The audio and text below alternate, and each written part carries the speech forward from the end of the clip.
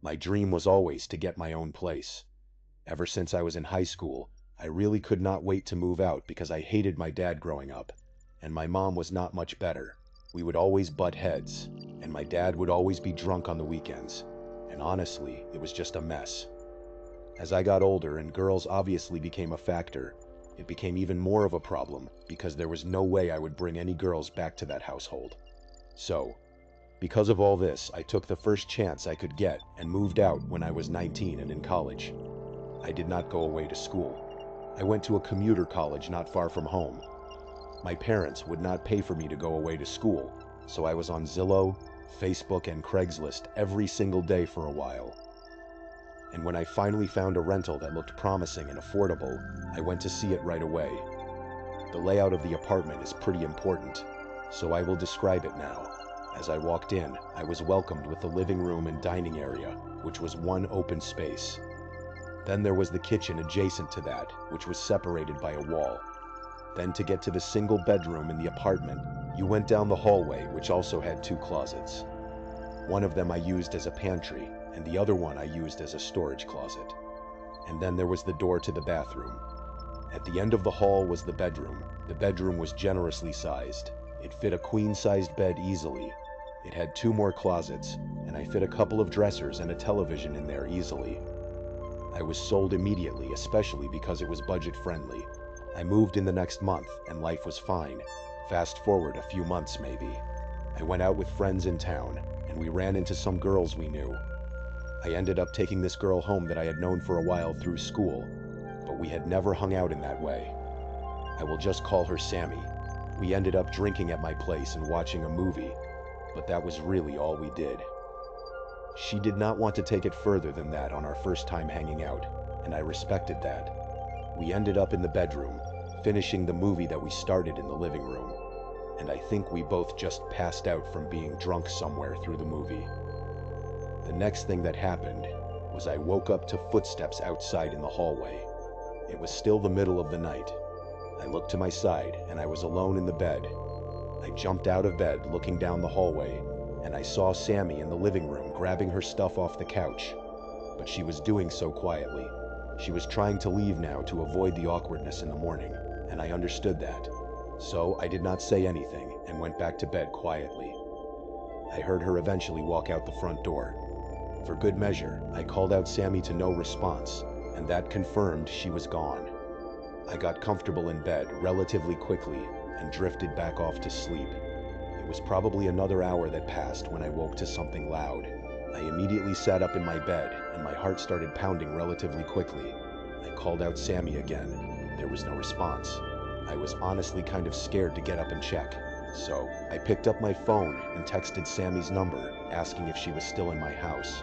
I realized that was a little weird to do, but I was actually scared in that moment. I looked at the door, which was still open, because I was too lazy to get up and shut it after Sammy left. I was definitely still a little drunk from the shots we were taking in the living room, but I felt like I saw something wrapped around the door frame. My breathing only intensified. I still can't believe I had the balls to do this, but I swiped down on my iPhone to reveal the control panel thing, and I pressed the flashlight button. And with the phone still pointed at the door frame, I realized there were two hands wrapped around the door frame. But as if responding immediately to being revealed, whoever's hands they were tightened and then pulled back out of sight, and the scream I was holding in for those 3 seconds finally came out, mixed with simple screams of dread. I also screamed for them to get out over and over. By the time I finally got up, I looked down the hallway. It looked empty. I flipped on the light immediately. After a few minutes of calming my breathing and just trying to listen for sounds, I built up the courage to check the hallway closets and bathroom, and they were clear. I then moved to the main living area, and trust me, there were not any places to hide in there. I held my phone as if it were a gun as I crept to the nearest light switch and turned it on. I felt instantly better when the living space was lit up, but there was still the kitchen. I crept to the opening that led to the kitchen and flicked that light on as well, finally lighting up the entire apartment. There was no one here. I looked behind the couch. I looked under the tables. I even checked the floor-level kitchen cabinets. When I realized it was clear, I ran to the front door to lock it. The weird thing though was that I never heard the front door close, and yet there was not a single soul except for me in there. I now tried calling Sammy repeatedly until she picked up. When she did, she sounded tired and confused. I asked her if she was just in my house, and she told me she left a while ago because she could not sleep. I did not explain. I just told her my bad, that I thought I heard a noise, and then we hung up. I decided to spam call my best friend until he picked up, also sounding tired and confused. I explained everything that just went down, and he said he could tell I was still drunk. His explanation calmed me down, though. He said I was sleep-deprived and still drunk, and that I had a mid-wake-up hallucination. It made a little sense, actually, considering I never heard the front door shut. I eventually could laugh it off and apologized for waking him up. I went back to my room, shut and locked the door, and I actually calmed myself down enough to fall asleep. The next morning, I did another search around the apartment, and it was without a doubt clear. So, I went on with my day. But at some point, I thought back to that supposed hallucination I had of those hands wrapped around the doorframe the night before. I walked to my room and examined the doorframe, and I think my heart stopped for a moment when I saw obvious fingerprints left in the exact positions the hands I saw on the doorframe had been. I felt dizzy coming to the realization that it was not a hallucination. I took this picture of it, which I still have in my iCloud years later. I resorted to calling my dad for advice, and he more or less called me a buffoon for not locking the door. But as long as nothing was stolen, and no one was there anymore, he told me to take it as a valuable learning lesson. Honestly, nothing my dad said on that phone call was untrue. That is what sucks. I do not know who the hell came into my apartment that night, and I do not know why they chose to do the literal creepiest thing they could have possibly done. But after my year-long lease was up, I moved on and upgraded apartments and never looked back. My parents' house never really felt like a parent's house, not in the normal way at least. My dad traveled for work constantly, and my mom was always out with friends, or staying over my aunt's house, or doing something else where she would come home late or not at all. I know that sounds kind of messed up, but it was just the reality. It was not like they abandoned me or anything. It was more like they were always busy and always somewhere else. So from the time I was like 16 and up, I basically lived alone. I ate dinner alone most nights. I watched television alone. I would be the only person in the house for an entire weekend sometimes. I am an only child, and I think that is because my parents realized, after having me, how much they valued their own freedom. So in that regard, I did suffer, which is something I feel more now as an adult. When I was younger, I used to love it because it felt like freedom having such a big place to myself. I could do whatever I wanted without my parents breathing down my neck, and I did not have to share it with siblings. I could bring friends over and play games late. I could talk to girls on the phone without being embarrassed. It felt like having my own home without paying for it. And even when I turned 19 and started going to a nearby college, nothing changed. If anything, it got even more like that. My mom and dad were gone or out more, and I was basically just holding it down at home. I knew every noise that house made, too. That part matters because it was not one of those houses where every creak freaked you out. It was an older but larger house, and it had its usual sounds. I always just said the damn place had character. So, this happened on a night where I knew for a fact I was going to be alone. My dad was out of town for work, and my mom had been talking all week about how she was staying at my aunt's, because they were having some big family thing the next day, and she did not want to drive back late. I remember her telling me that it was just me tonight, and I honestly did not even care. That was normal. I told her that she did not even have to tell me that. I made food, I watched television, I did the usual. At around 11, I went upstairs to my room and started watching online videos in bed. Something I do some nights for hours. My room was at the end of the hallway upstairs. At the top of the stairs, you would have a small landing, and then to the right was my parents' room. And further down the hallway was the bathroom, the linen closet, and then my room at the end. I had my door open because my parents told me to keep doors open at night, more as a staying alert and listening for intruders type of thing. But I also liked hearing the house a little, like background noise. It made the whole being alone thing feel less intense. I eventually started getting tired, so I shut my laptop and just laid there scrolling on my phone. So I am going to just say that probably an hour passed from the moment I shut my laptop to when my phone rang. It said no caller ID on the screen. That was the first time I had ever received a no caller ID phone call. I stared at it for a second. To be receiving that late at night was sketchy as hell. I ignored it, but it rang again right after, still saying no caller ID. That is what made me answer. I figured if it was someone important, they would call twice. Plus, it is just a phone call. Worst case scenario, I hang up. So I picked up, and at first there was no noise. I got nervous that it was one of those scam calls that calls to see if a number is active to add it to some call center database. But then I started hearing something faint, and it took my brain a second to process what it even was. It sounded like a television playing in the background, and what was weird was that I could also faintly hear my own television downstairs through the door, because earlier I guess I left it on in the living room. I did not have it on loud, just on low volume as background noise, so hearing television audio on the phone instantly made my stomach tighten. I said hello a second time to once again no response, just the television sound, like whoever was on the other end was not even trying to speak. It was just there. Then I realized something that made me sit up in bed instantly. The television noise I was hearing through the phone was not random. It matched my television downstairs, like perfectly. It was not delayed. It was the exact same audio at the exact same moments, like it was synced. That is when I got this cold feeling down my spine, because there is only one way that makes sense. That would mean whoever was on the phone could hear my television in real time, as in they were inside my house downstairs. I tried to force a normal explanation, like it was a friend standing outside one of my windows downstairs trying to trick me, or maybe the call was somehow glitching and picking up on my microphone audio. That can happen, but the more I listened, the more I realized that did not make sense. It sounded like someone was calling me while standing somewhere in my living room. I got up and walked to my bedroom door and listened.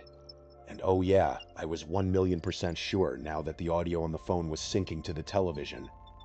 In hindsight, this was dumb, but I screamed out, asking who was down there, because in the back of my mind, I thought for sure I knew it was a friend or family member pulling something. And then the line went dead. They hung up. By this point, my mouth went completely dry. I could no longer call the number back because it was an anonymous call. I walked out into the hallway towards the stairs, and I looked down. I still heard the television on in the living room, and then a creak. It sounded like the wood floor cracking from the pressure of a person. But if that did not confirm things, the moment I heard someone clearing their throat downstairs, that is when everything instantly became 10 times more real. I could no longer lean on the glitching phone theory, even though deep down I already knew that was nonsense anyway. I went to my room and quietly closed and locked the door. What if my dad was testing me, seeing how I would react in a home intrusion situation? Or maybe my Uncle T, so I called my dad, but he did not pick up. He may have already been asleep. It was like 11:30, so I called again and again, but no luck. I tried my luck with Uncle T, and he picked up on the second ring. I could tell he was in bed. He asked why I was calling, and I prefaced the phone call, telling him this might sound crazy, and then dropped the bomb and asked if he was downstairs. I remember vividly his exact response and tone, as he asked what the hell I was talking about. When I elaborated, he told me that is definitely something his brother, meaning my dad, would do. While we were on the phone, my phone started vibrating. I looked at the screen and it was the no caller ID on the screen again. I begged my Uncle T to stay on the line real quick. I was putting him on hold as I picked up. He said okay, so I picked up the other call. As I said hello, there was the same silence. This time, I did not hear the television sounds on the other end. What did that mean? It seemed they had the phone on speaker because I could hear their footsteps. They were moving, and the footsteps were matching the footsteps. I suddenly started hearing outside of my bedroom. I prayed with all my heart. This was my dad messing with me. Then my doorknob jiggled, and whoever was on the other side tried pushing the door. Thank God it was an old, heavy door with an old, heavy lock. The sound still synced with what I was hearing on the phone. Whoever was on the other side of the door knocked. I had the sudden thought to merge the two calls, and when I did, I yelled into the phone for my Uncle T, saying that it is not my dad, and telling him to get here now. I also yelled that whoever was in the house was also on the phone with us. My uncle seemed to wake up from this, and he started yelling into the phone things like, "I am coming, you cocksucker." The no-caller ID caller hung up the phone, and I heard footsteps move away from the door. This all but confirmed it was in fact not my dad. My uncle told me to stay in the bedroom. He was on his way. I was not a little kid, but I was not some big strong man either. I was some skinny 19-year-old. My uncle knew I was in danger. He started heading over to the house. We lived in the same town at the time, but that 7 minutes he took to get to the house was the longest 7 minutes I had ever experienced in my life. I heard the familiar voice of my uncle screaming downstairs finally, so I rushed out of the room and downstairs. Having him there made everything feel better. We called the cops together, while searching around the house for stolen items. The television in the living room was still on. Before the cops got to the house, we found the kitchen window to be fully open enough for someone to crawl through. That info was, of course, relayed to the police, who, when they got there, did what I imagined to be a standard police search of the premises, asking us to lead them around the house, but from behind them. We cleared the whole house, and whoever was in there initially was no longer there. After the cops were done, they asked to see the no-caller ID calls in my recent calls. I showed them, and one of the officers told us that even though it says no caller ID, sometimes they can still request records and trace where it came from. They said it could take a few days, but they would get back to us. My uncle stayed over that night, which made me feel safer. We kept every light on like little kids. A few days later, one of the officers called me back. Surprisingly, the number was traced back to someone I actually knew. It was an old acquaintance from high school. Not a friend or enemy, but someone who had my number and address and such. I had not seen him in years. The cops asked if I wanted to come with them while they questioned him. So, my uncle and I went, since he was there on the scene with me originally. When the guy's dad answered the door and saw the police, he instantly called his son down without question. And I could see it in his son's face that he was nervous. The officer and I asked him straight up if he made those calls. He immediately said no. Then he said his phone had been stolen a few days ago.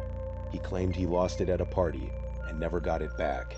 The cop asked why he did not report it stolen. He just shrugged it off and said he was going to get a new one anyway. The cop told him they would follow up if needed. And that was basically it. His dad just stood there the whole time watching, but he weirdly did not say anything. There was no big dramatic moment or arrest or anything. That night, I could not stop thinking about it. The nervous look on his face when he came to the door. Was it a look of guilt or a natural look anyone would have when being greeted with police on your front doorstep? If it really was a stolen phone, that means someone stole his phone specifically to call me and break into my parents' house. And that is without a doubt scarier than if it was him. It was a weekend like so many before. The usual crew was getting ready to meet up at Cody's house to pregame and go out. This was post-college. We were all 23 to 24 at the time. Cody's house was often the spot to hang out, simply because he had a cool basement where his parents could not hear us, but also because his parents were chill. It was just the four of us going out to some local bars tonight. Cody, Randy, Jake, and I. When all four of us were there, we decided on who was calling the ride, and once we did, we were out of there. Fast forward a few hours at a bunch of dive bars, and then a dance bar. And eventually, Cody and I decided to go home. We were tired. Randy and Jake were staying out later. Cody called the ride back, I think, and he offered me the pull-out couch in the basement when we got to his place. He came downstairs with me to help me set it up.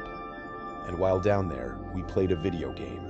Honestly, I have always sucked at video games, so he destroyed me, and I did not want to play again. I was tired and just wanted to sleep the alcohol off before I made the inevitable hangover even worse. Cody went upstairs and shut the door, and I was left alone in the darkness. The only thing that kept that basement from being complete and total blackness were the lights from the cable box clock under the television. The actual standby light of the television itself and a slight green glow from a Heineken mini fridge on the other side of the basement. That mini fridge would also provide some weirdly relaxing white noise that would help me fall asleep. So, things faded to black as I knocked out like a baby. A drunk baby. I woke up and it was still dark. I did not know what time it was, but I knew it was still late at night or super early, whatever you want to call 3 or 4 in the morning. My mouth was so dry, I could actually barely move my tongue. I stupidly did not think to bring down a bottle or a glass of water before going to sleep. After drinking all that alcohol, it was no wonder I woke up. I just really did not want to get up though. It is a very familiar and relatable conflicting feeling that anyone who has woken up hungover and thirsty has felt. I tried to ignore it at first. I rolled over to get a look at the mini fridge to see if anything was in there, but it was just alcohol. And then, for whatever reason, my eyes darted to the other corner of the room. I felt like my eyes were playing tricks on me at first, but I could swear I was looking at a black mass in the corner of the room. A black mass that I did not remember seeing there ever before. I tried to wait for my eyes to adjust better to the dark, expecting the black mass to be some coat on a coat rack or something. But the longer I stared, the more I realized it was moving. It was a person. The amount of restraint I had to not scream was insane. I did not think it was Cody just based on the sheer height of the mass alone. Without panicking, I had to figure out how to get out of there. After a tense couple of minutes, I sat up and fake yawned as if I was stretching, pretending I did not notice that person in the corner. I then started fake talking to myself, like muttering complaints about not bringing water down here, anything to give the appearance that I was oblivious, and just going to get water, not run away and alert anyone. I got up and walked closer to the stairs, but also closer to the figure in the corner. And perhaps the most tense moment of my life was when I turned to the right to get to the stairs, and I hoped I was not grabbed. When I started going up the stairs, I did not run or anything.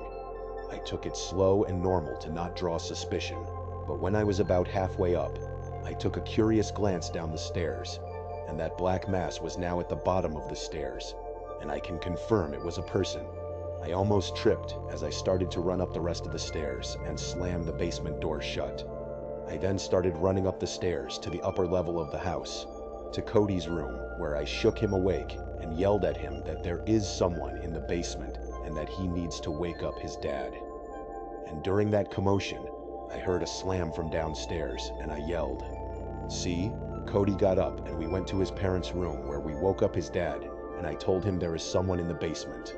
He got right out of bed without asking questions and ran down both flights of stairs to the basement, noting that the basement door was wide open.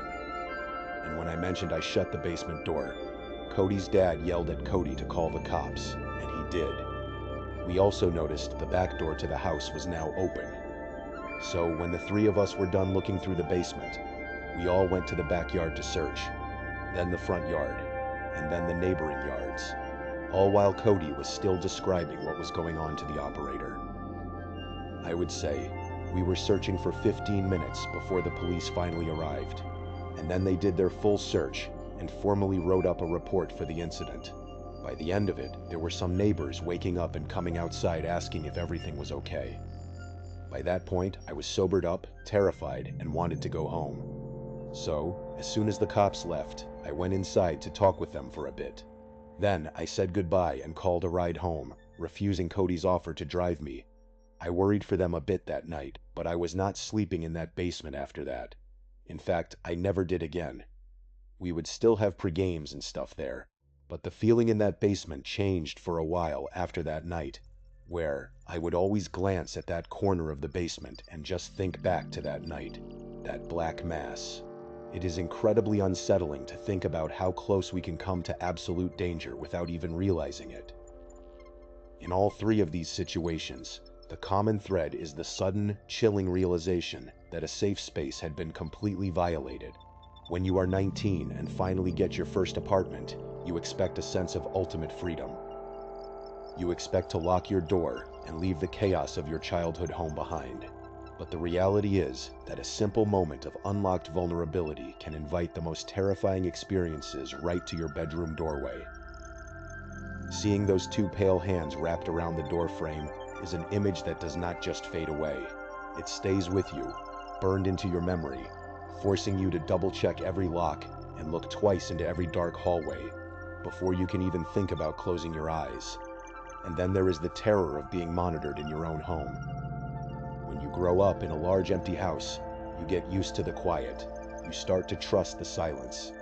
But when a phone call shatters that silence, and you realize the audio on the other end is perfectly synchronized with your own television, the psychological impact is devastating. It means someone is not just in your house, but they are playing a calculated game with you. They want you to know they are there.